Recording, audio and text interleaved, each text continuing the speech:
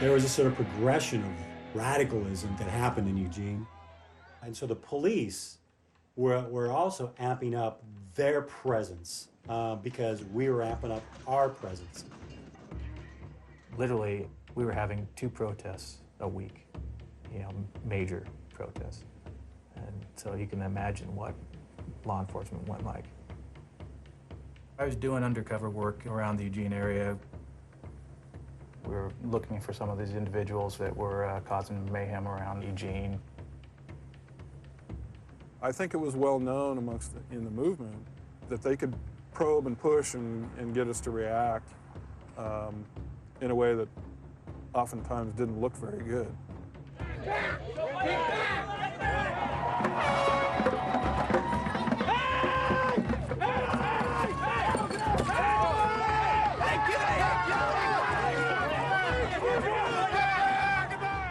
But we were getting rocks and bottles and that kind of thing, fire thrown at us, that just hadn't happened before. To say that emotions don't play into that would be folly. I mean, that's not true. It is personal to take a rock.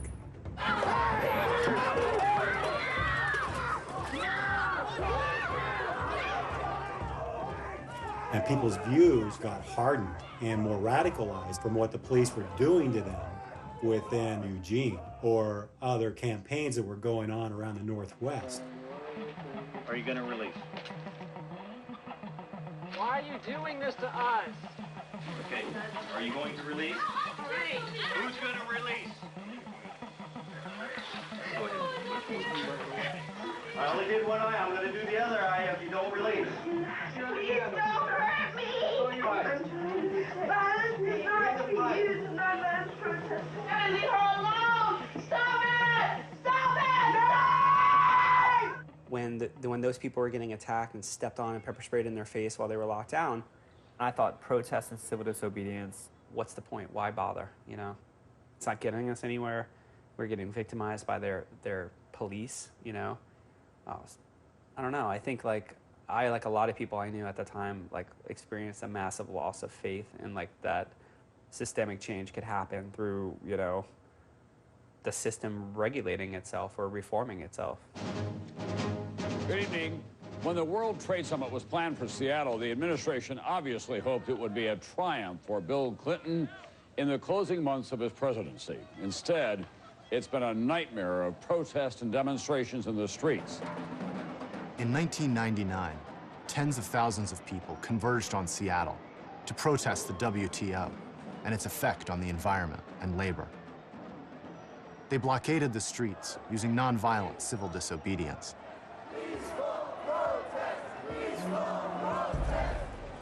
The police responded with force to clear the streets. If you do not move, you will be the subject of pain. I'm touching you, shooting poison!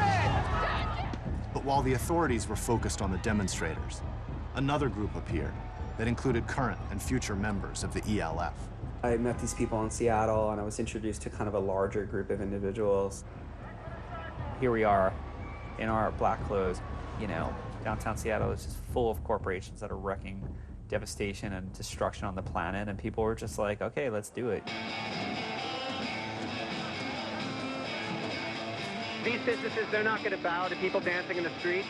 They're not going to bow to people dressed as, giant sea turtles or so on. They care about one thing. They care about capital. And unless we put a dent in their pocket, what good is it? How are we going to do that? How are you going to put a dent in their pocket? Hopefully by causing property damage.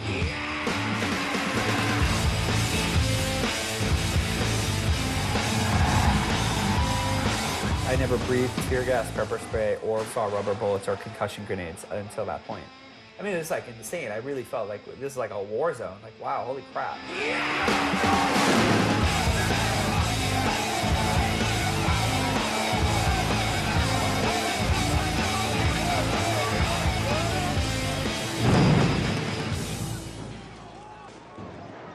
It felt good to take out my rage on these corporate windows because they had caused so much destruction in my mind.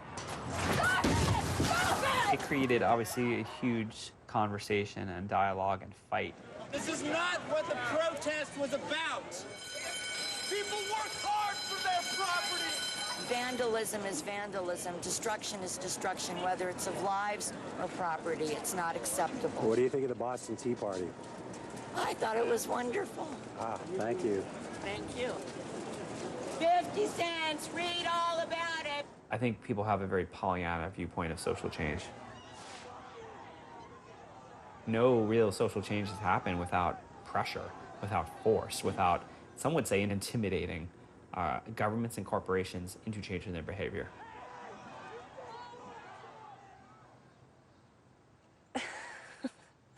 Oh, it's so weird to talk about this stuff.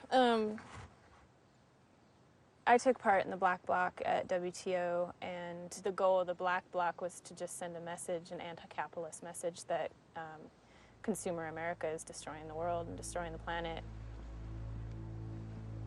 And that was the first time we met a lot of the other people that ended up being involved in the arsons.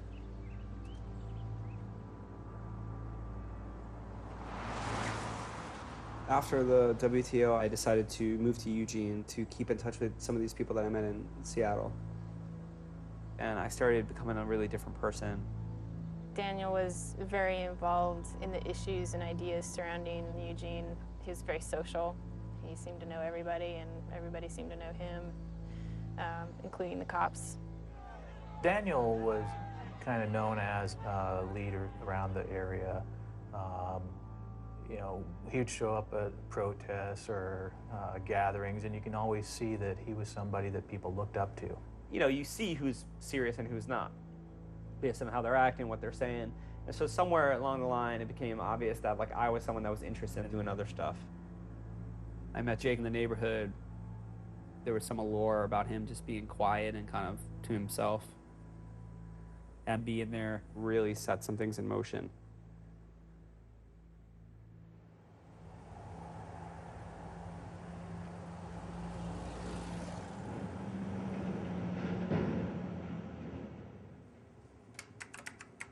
The more radical environmental community have, in my opinion, a misconception about this industry and what we do.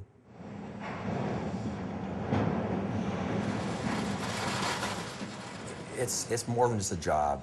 You know, I'm a third-generation lumberman. My son works in the industry. I want him to carry on, and when he has kids, I want them to carry on. You can't be in the lumber industry without having trees to cut. So it's ridiculous for people to think we're going to go out there and cut the last tree. I think the biggest misconception is that we're out there just knocking the forest down. We're just, you know, we're termites. We just rampage through the forest and we leave it a mess and we move on. Does it have an impact? Certainly. Nobody likes the looks of a fresh harvest, but we really do regrow these trees. You know, we plant 6 trees for every tree we harvest. That's the law. I mean, it's just flat out the law. People don't break the law. You can't get away with it in Oregon or anyplace else. Being an environmentalist is simply respecting the land and the atmosphere around you. You know, in that regard, I'm an environmentalist. Eugene has a commercial railroad that goes through town. You know, it wasn't uncommon to see just like plywood after plywood and company names, you know, stamped onto it. That's definitely how I heard about Superior Lumber, just by seeing their half-mile-long train full of forests go by.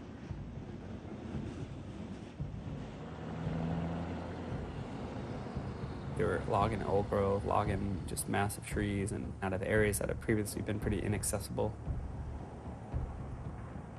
Sometimes when you see things you love being destroyed, you just want to destroy those things.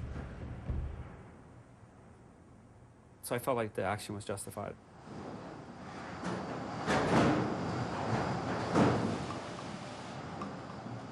We were quite surprised that we had been targeted. I believe I was invited to participate in Superior Lumber by Meyerhoff to be a lookout along with Suzanne. But I met Jacob and Kevin right before the action, Kevin Tubbs. They got together some weeks before, did a surveillance of it. It was in an isolated area. There was no viable security there. They figured out where they should place the devices. They came back and prepared the devices.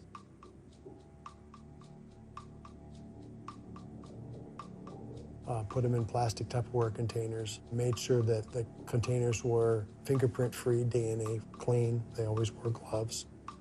I felt nervous from the get-go. For one, I was staying in this house where everything was stored, and it was someone else's house that didn't know about the accident.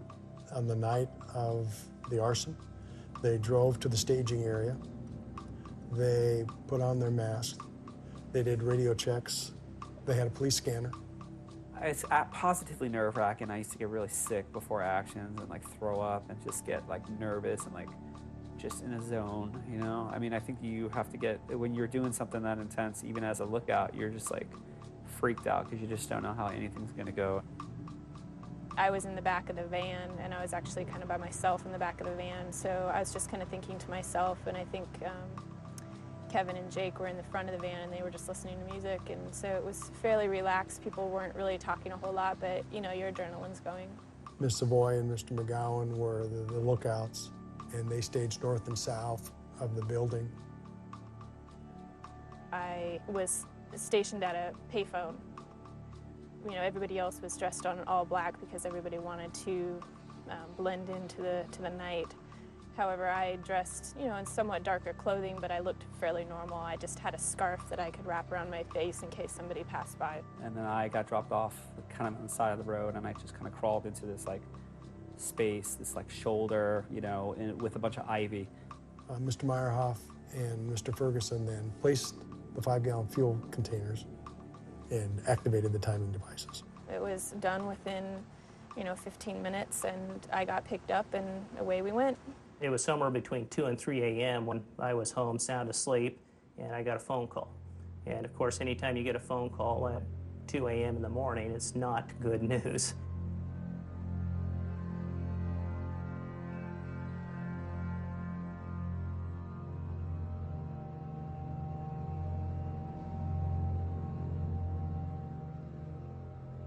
It turned the office into just a fiery oven. I mean, I don't know how hot it got in here, but we had keyboards that were, I mean, you couldn't tell one key from the other. They were just melted together.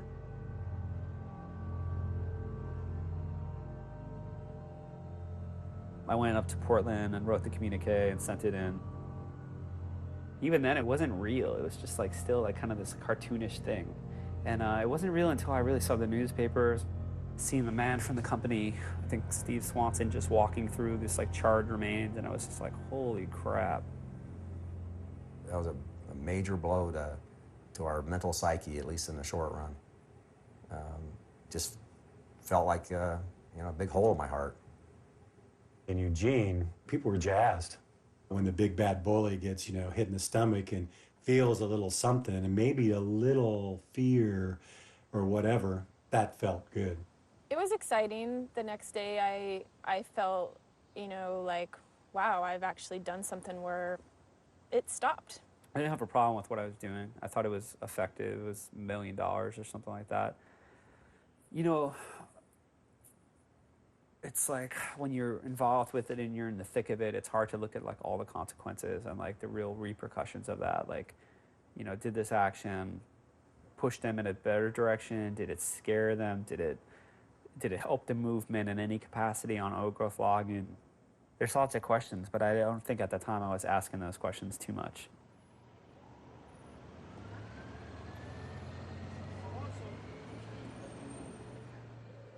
Yeah. Totally. All right, well, that's great. I guess I'll see you in a little bit. Okay, bye. Yes. Awesome.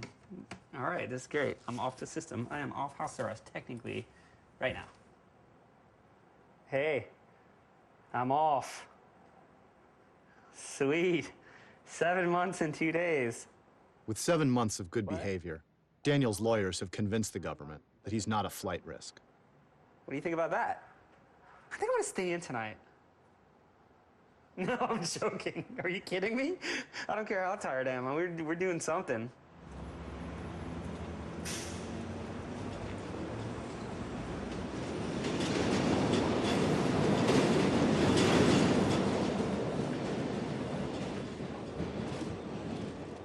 Of course I'm gonna get off house arrest on this day, like of all days, like it'll be today, you know?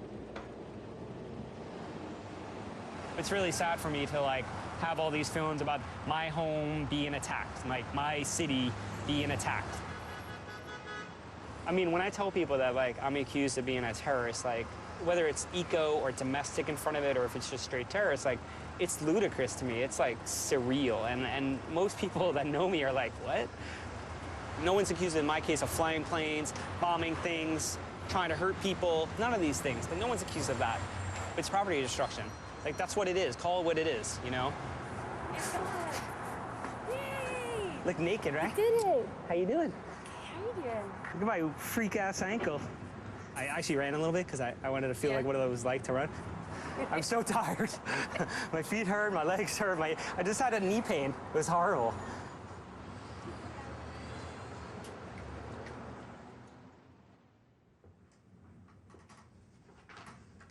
As time went on, the cell members had to become better and better and better at their craft, and their craft was destruction.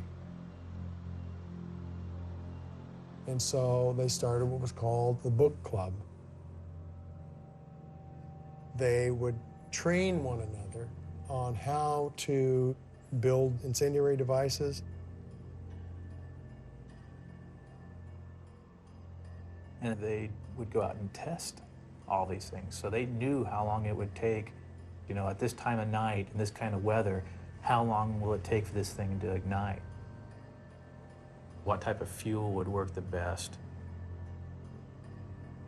They wouldn't buy all the ingredients from the same store. Even if the same store had the 2 or 3 items that they need, they would go to a completely different store, you know, 30, 40 miles away, so it wouldn't ever be tracked. It was called the book club because they also utilized certain codes. At the meeting, they were told this is the book we'll be using, and then you'd have to use your book that would associate what page number, what line number, what word number, and that's how you would decode the message to tell you where to go. Some of the members of the book club then were more well-versed in computer sciences, and they brought in PGP encryption and showed the other members how to do that. There was a lot of like having good covers for why you're leaving town, why you're not leaving, you know, where you're going, having really good stories that made sense, that were consistent, that you told everyone, your job, your family, everything. Not dressing like activists per se. We didn't really look like what you think we would look like. I mean, if you saw people walking down the street, you would never think that's the EOF. It made a lot of sense of why there wasn't any evidence, why they weren't caught sooner. They were really good at what they did. In May of 2001, members of the ELF launched an attack against 2 sites at once, a first for the organization. The first target was an office at the University of Washington, where a scientist was doing genetic research on trees with a grant from the timber industry. The second target was the Jefferson Poplar Tree Farm, where the group believed that genetically engineered trees were being developed for paper production.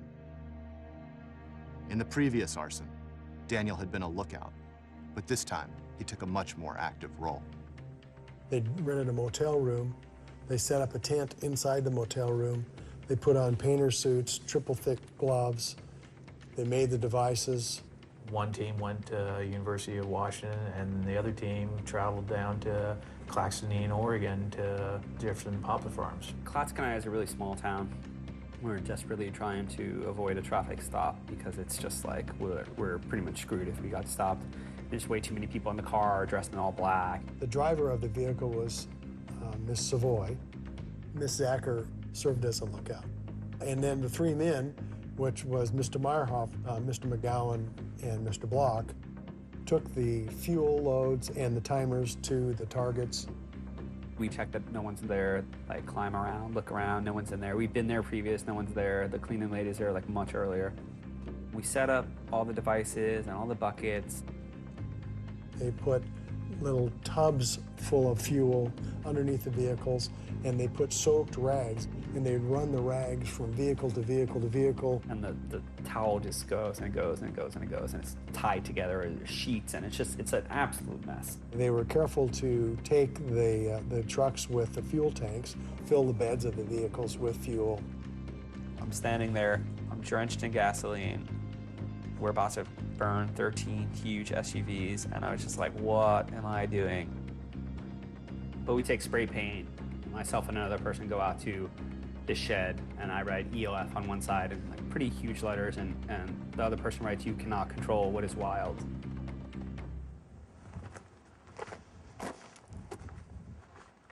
There's the E, L, and F. Well, everything was basically fully engulfed when I got here. With all the vehicles and the fuel tanks and so forth, there was lots of propellant in the area to make things burn, and things went up fast and hot. 911, where is your emergency? Man, we got a big fire over here. This is going on too, so I better not get too close. Okay. Investigators in the Pacific Northwest strongly suspect that two nearly simultaneous fires were acts of ecological terror. Monday morning, May 24th, I got back to Eugene, and I was just like, wow, I really need to think about what I just did. Just seeing, absolute ruins, and realizing that like all people were gonna focus on was the fact that things were destroyed and that the issues are being lost, and all they care about is catching the people that did it. They're talking about Jefferson Poplar, and then they're talking about University of Washington. So finding out what eventually happened at University of Washington, the massive destruction to a library, not just the professor's office that was involved in this sort of research, but the Center for Urban Horticulture. I was like, this is too much, too fast, too big. What am I doing? Not only had the fire at the University of Washington gotten out of control, they also discovered that the Jefferson Poplar arson was based on faulty information. It turned out that while the previous owners of the property had been involved with genetic engineering, the new owners only had hybrid trees, developed using farming methods that have been around for hundreds of years.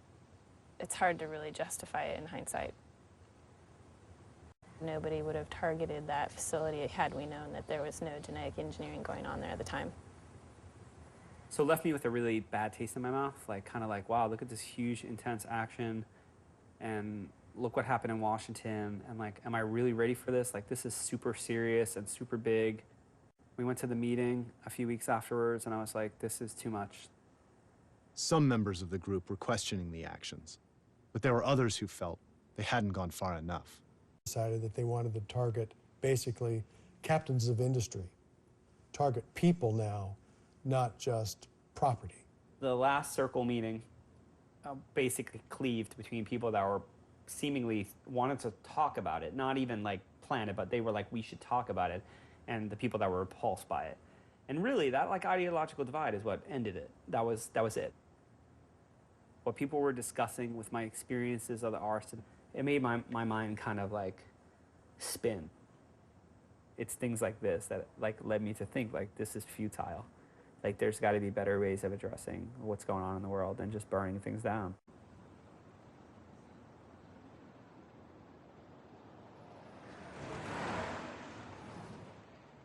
So, I don't know if you're on, but can we talk off camera for a second?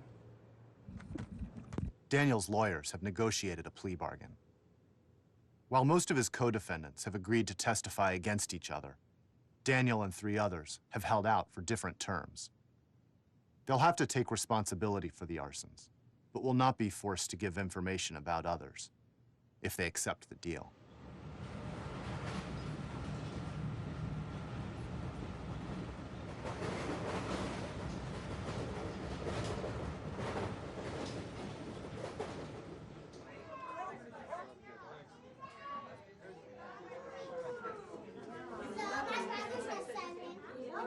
Wow, you are a big girl. Happy birthday.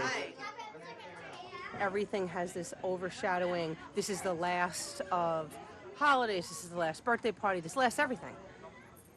It's funny, he's not really a big materialistic person, but he bought her a lot of gifts this year. And I said to him, you didn't have to go through all this trouble. And he said, this might be the last time I can, really ever give her gifts and be here. So that was kind of sad. I don't know. He's got some serious decisions to make, and they suck. No matter what you choose, they suck.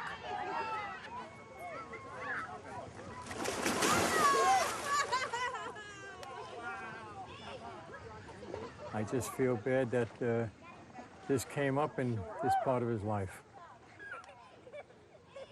Hoping for him to make an agreement was going to trial. I think with the charges against him, that's 2 life sentences. I don't believe in his philosophies, but he's my son, and I love him.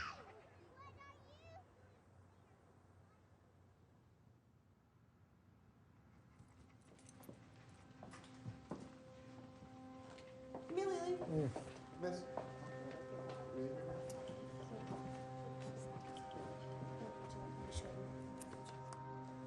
So, cool. Thanks for everyone for coming. I know it's. We want peace behind us. We want some peace behind us. Okay. I just wanted everyone to come so I can tell you guys I made my final decision on the plea bargain the government offered a few weeks ago, and so I'm going to be agreeing to this plea bargain in court on the 9th. So the recommended sentence on the part of the government is 8 years. I won't be taken into custody at sentencing. I'm going to qualify for a self-report, but it's a major important thing to them to say that our crime fit the federal crime of terrorism. Even though Daniel has now accepted a plea bargain, a hurdle still remains. A federal judge must determine whether the fires qualify for something called the terrorism enhancement. If the judge rules that Daniel's fires were terrorism, Daniel could be sent to a new, ultra-restrictive prison that was set up after 9/11 to house terrorists. In the media and in the courtroom, the question is debated. Eco-terrorism, terrorist acts by radical groups. Eco-terrorists. Eco-terrorism. Environmental terrorists. People need to question, like, this buzzword and how it's being used and how it's, like, just become the new communist. It's become the new, it's like the boogeyman. It's a boogeyman word. It's like whoever I really disagree with is a terrorist. Some people have the problem with, calling this terrorism, but when you're basically making the threat where people go home at night wondering if they're going to be a target, that's what terrorism is. After the fire, for a long time, you really looked over your shoulder. And we put an alarm system in our home and things like that before we hadn't thought about. Being a New Yorker with experiencing such serious terrorism firsthand is like, how are you going to call someone who sets fire to an empty building a terrorist? It's just inappropriate in every way, and it's an insult.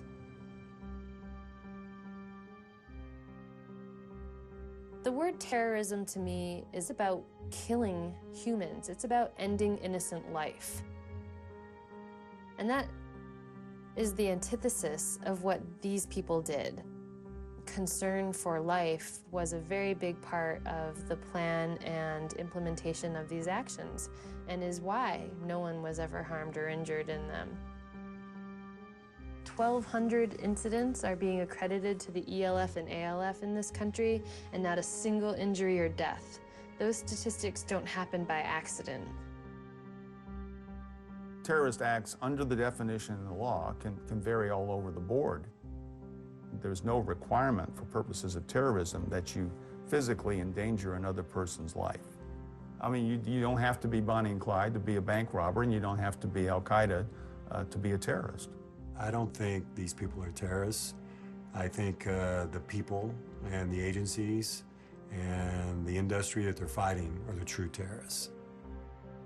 When you've got big timber companies coming into the Northwest, clear-cutting old-growth forest, big oil companies with their big oil spills that cost billions and billions and billions of dollars.